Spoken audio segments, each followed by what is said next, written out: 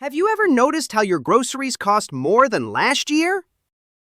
Or how your rent keeps climbing while your salary stays the same? That's not just bad luck. It's the money system we live in. For over 50 years, the world has run on the fiat system. Government-issued money like dollars, pesos, or euros. It feels stable, but underneath, it slowly drains value from your savings while giving control to the few who print it. Oh, no! If you work hard, save carefully, and still end up with less buying power each year, is your money really safe? We're told fiat money is stable.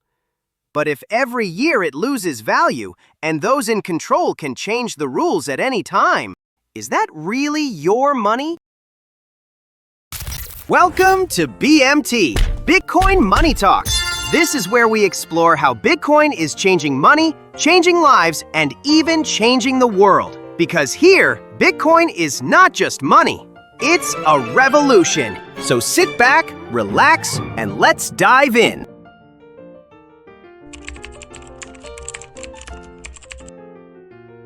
Fiat money is simple on the surface. It has value because governments declare it legal tender. But unlike the past, it isn't backed by gold or anything scarce. The result? That shift happened in 1971, when the US cut the final link to gold. From then on, governments and central banks could print as much money as they wanted. The result? Inflation. Each unit of currency buys less as more is created. History shows us the danger. Zimbabwe in the 2000s. Argentina, 2023, where people saw prices double in just a year. Venezuela, 2018, when inflation hit over 1,000,000%. Even Turkey, 2022, when the local currency lost more than half its value against the dollar in a single year. And while extreme cases grab headlines, inflation is everywhere. In the US alone, the dollar has lost over 85% of its value since leaving the gold standard.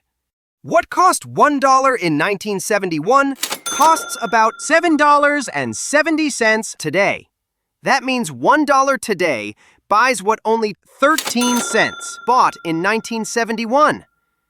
If that's what happened in just one lifetime, what happens next? For ordinary people, that means working harder just to afford the same things. Savings shrinking in real terms. Dreams of security slipping further away. And because fiat is centralized, governments and banks hold the ultimate power. They can freeze accounts, block payments, or silently erode savings through money printing. The fiat system was built on trust in those in control, but it leaves everyday people carrying the cost.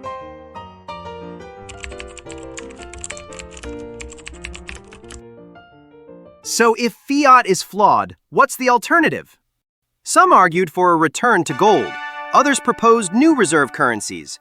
But each solution had the same weakness: central control. Gold is scarce, but it isn't practical in a digital world, and new fiat systems still rely on governments and central banks. The world needed something different, a system for the digital age. That's when I emerged, Bitcoin.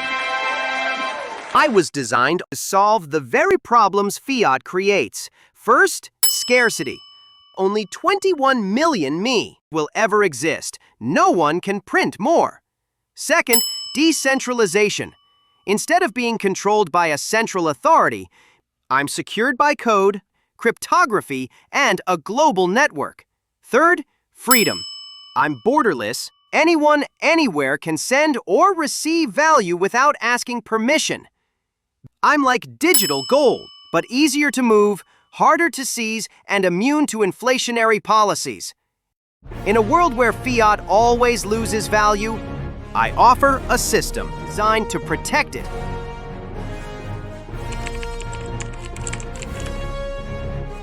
Side by side, the contrast is clear. Fiat is unlimited. Bitcoin is capped at 21 million. Fiat is inflationary. Bitcoin is deflationary.